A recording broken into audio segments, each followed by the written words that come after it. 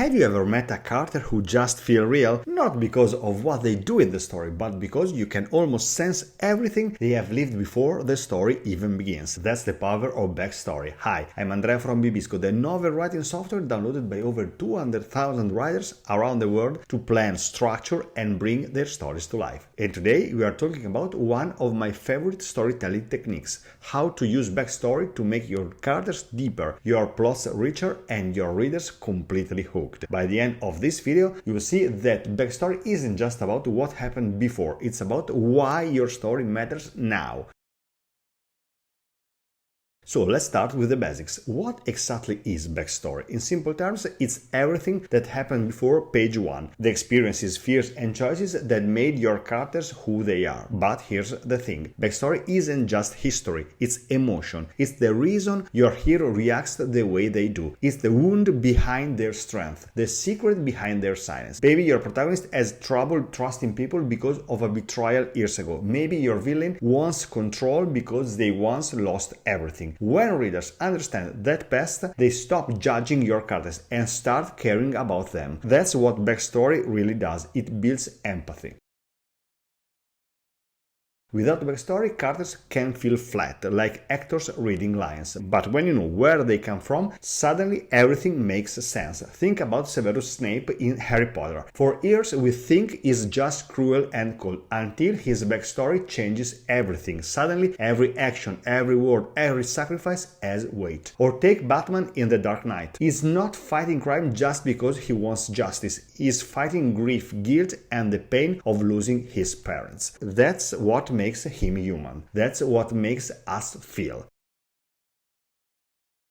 When you build a backstory, start with emotion. Not dates, not events. Emotion. Because what truly defines a person isn't what happened to them, it's how it made them feel. And more importantly, how those feelings still echo in the present. Ask yourself 3 simple questions. What wound shaped this person? What belief was born from that wound? And how does that belief affect the choices they make today? Let's take an example. Imagine a hero who was abandoned as a child. The wound is fear of being felt behind. From that pain, a belief is born. If I don't prove my worth, people will leave. And that belief drives every decision they make. They overwork, they overgive, they can't say no. They look strong, but deep down, they are terrified of being forgotten again. That's not just a backstory, that's the emotional engine of a story. Or think about a mentor who preaches courage, but hides their own failures. Their backstory might reveal a time when a fear cost them something important, a dream, a friend, a chance. So now they spend their life teaching others to be brave, while secretly avoiding their own truth. That contradiction between what they say and what they feel is what makes them feel human. Because that's the real magic of backstory, contradiction. Real people are full of it. We want one thing and do another. We chase what we fear. We protect what hurts us most. When your characters do the same, readers don't just see them, they recognize themselves in them.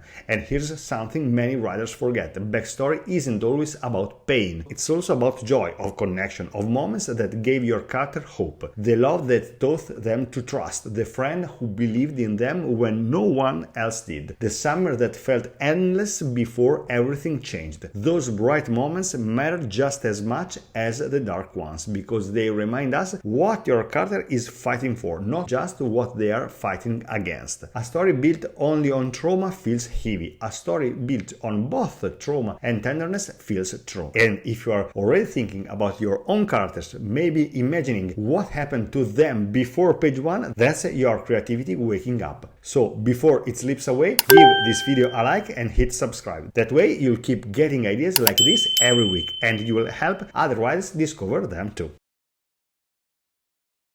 So how do you actually use backstory without turning your story into a history lesson? Let's go through 8 key principles that will help you do it right. Don't dump everything in chapter 1. That's like telling your life story on the first date. Let your readers discover it piece by piece, the same way we get to know people in real life. A gesture, a phrase, a look, each can hint at something deeper, without spelling it out. When readers earn the truth, they become emotionally invested. Every detail from the past should connect to what's happening now. If it doesn't affect the plot, the emotion, or the character's decisions, cut it. You might know your protagonist's entire childhood, but the reader only needs the pieces that explain why they acted the way they do today. The rest is for you, not for the page. Instead of stopping your story to explain, weave the past into the present. If your character fears water, don't tell us about the accident when they were 10. Show it when they hesitate to cross a bridge or when rain makes them shiver. Readers feel the emotion first and then want to know why. Backstory lives in details: the scar they hide, the silence after a certain name, the smile that fades too quickly. These small clues awaken curiosity and make readers feel like detectives. It's not about hiding information, it's about revealing it emotionally,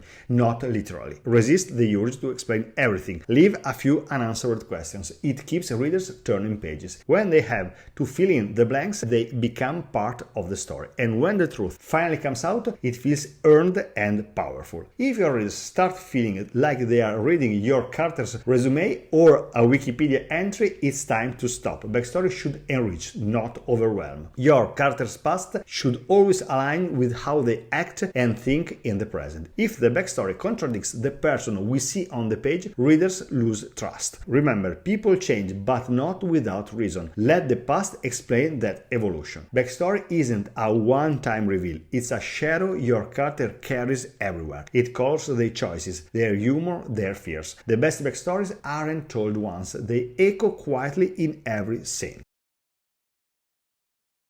Now let's talk about how bibisco can actually help you build those backstories we have been talking about. Because great backstories don't just appear out of nowhere, they come from asking the right questions, connecting the right dots, and seeing the story from every angle. And that's exactly what bibisco is designed to do. With character interviews, you can dig deep into your character's pasts, their childhood, relationships, dreams, and fears. It's like sitting across from them and saying, "Tell me who you really are." Those answers often surprise you and suddenly you understand their every choice. Then, with timelines, you can organize all those moments that shape them, not just what happened, but when and why. You can see how each event in their past ripples through the present, changing their motivations and the course of your story. And with mind maps, you can visualize how every backstory connects, how your characters' lives overlap, who influenced who, and where those emotional threads still pull tight in the present. It's a simple but powerful way to turn complexity into clarity. So instead of juggling random notes or trying to remember details, bibisco keeps everything connected, every wound, every memory, every reason why your character is the way they are. Okay, that's all for today. So next time you write, remember this: your story doesn't begin on page 1, it begins long before that, in the memories, fears, and dreams that shaped your characters. Use backstory to give your story roots, because the deeper those roots go, the higher your story can grow. And if you haven't tried bibisco yet, download it using the link in the description and start creating characters whose past feels just as alive as their future. Thanks for watching, and as always, happy writing.